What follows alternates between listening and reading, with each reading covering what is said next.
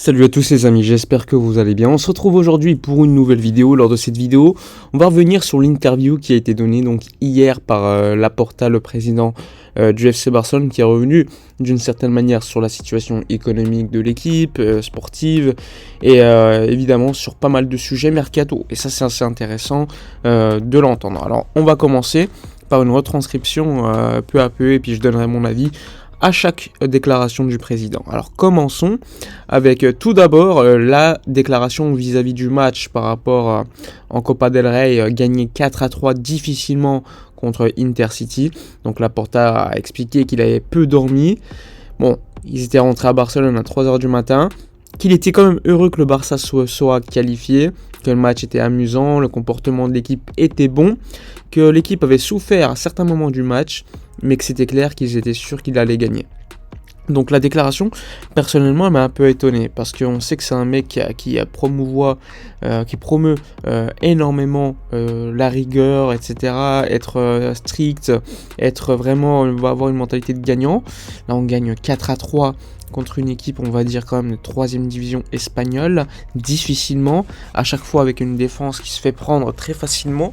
Et donc ça m'a beaucoup étonné de la part de Laporta. Alors oui, certes, il a raison quand on dit que on a souffert à certains moments du match et que c'était clair que nous allions gagner. Moi, j'étais persuadé, et franchement, à chaque fois qu'il revenait, on voyait que défensivement, c'était une équipe très limitée. Mais bon, dire que le comportement de l'équipe était bon, c'est assez étonnant.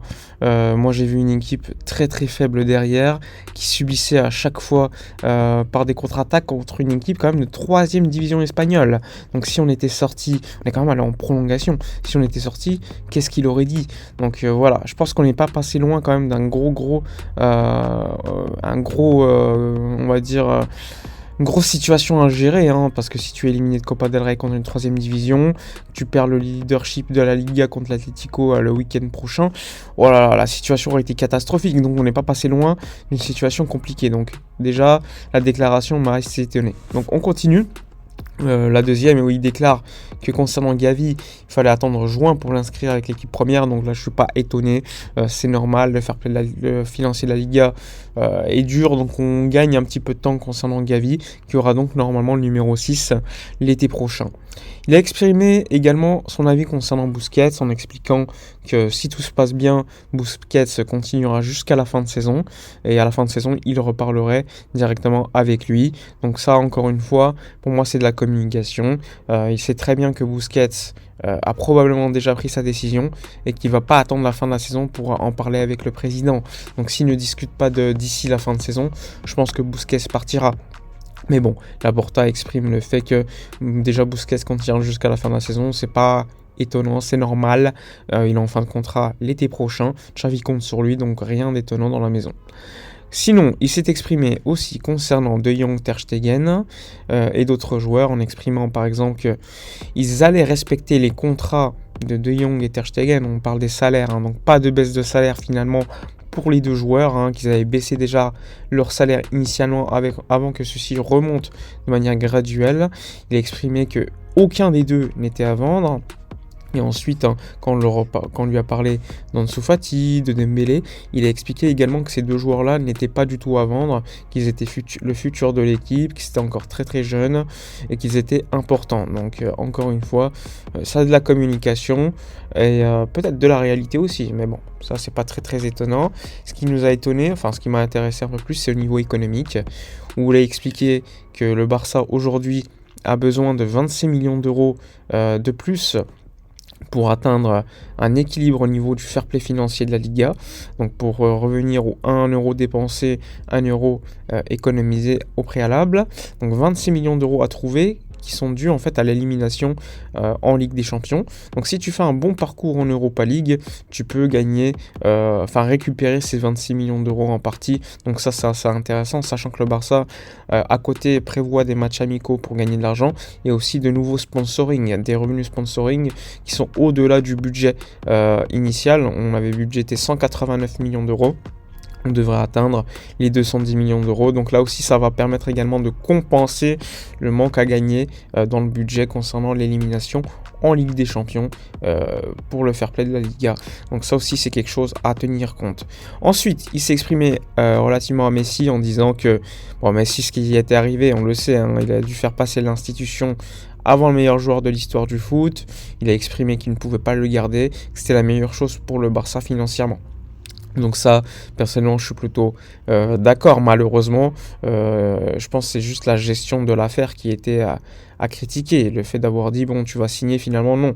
Mais sinon, au niveau de la décision finale, c'était la bonne chose à faire. Parce que sinon, tu hypothéquais les droits TV sur 50 ans. En plus, on te donnait pas beaucoup d'argent. On te donnait 200 millions d'euros. Donc, pour 10%, les droits TV sur 50 ans. Donc, c'était normal. À mon avis, c'était normal. C'est plus la gestion qui était à critiquer.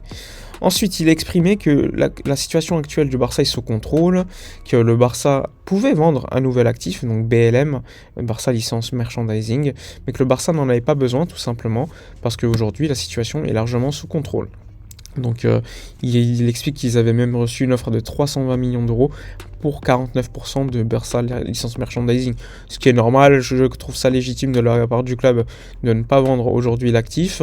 Il faut rappeler que le Barça a beaucoup de liquidités.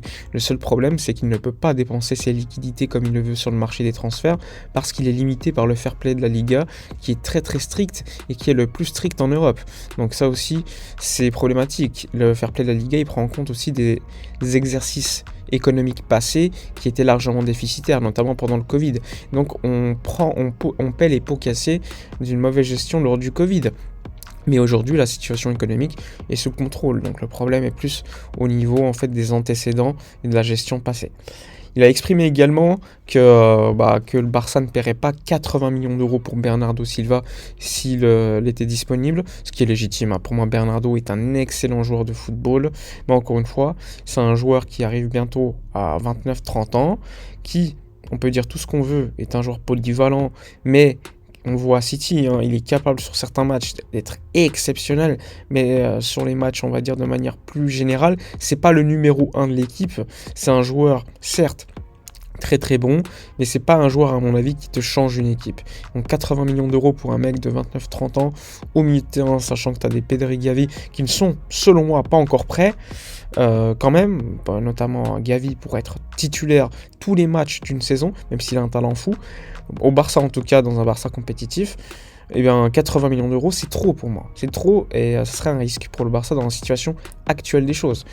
Donc voilà pour Bernardo. Concernant Haaland, on lui a posé la question, il a dit on verra comment il se débrouille à City, pour l'instant c'est un joueur de City. On a surtout Robert Lewandowski qui se comporte très bien, donc ça c'est légitime, réponse logique. Concernant le stade, il a dit que si tout se passait comme prévu, le Barça reviendrait donc au Camp Nou en novembre 2024 avec une capacité de 70%, et donc le projet Espai Barça sera achevé en 2026. Le projet Espai Barça, comme vous le savez, c'est le gymnase où il y a le basket, le hockey, le handball, etc. etc.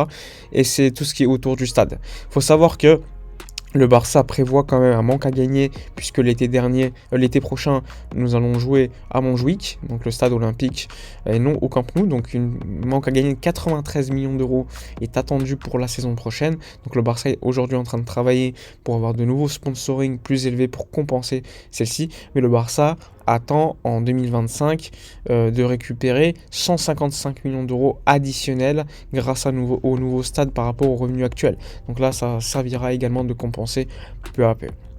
Concernant Alejandro Balde, il a dit que pour l'instant, les négociations concernant sa prolongation de contrat étaient bonnes, relation avec Jorge Mendes excellente, le joueur veut continuer à Barcelone et le Barça aussi, donc il n'y a pas de raison que ça se fasse pas. Donc ça c'est intéressant, on a pu apprendre donc lors de cette interview pas mal de choses et confirmer d'autres. Donc voilà pour l'interview de Laporta. Dites-moi dans les commentaires si pour vous il se perd ou non, s'il a raison ou pas sur chacun des sujets prononcés. N'oubliez pas comme d'habitude de soutenir la chaîne, de liker, commenter, partager. Moi je vous dis à la prochaine et d'ici là comme d'habitude portez-vous bien.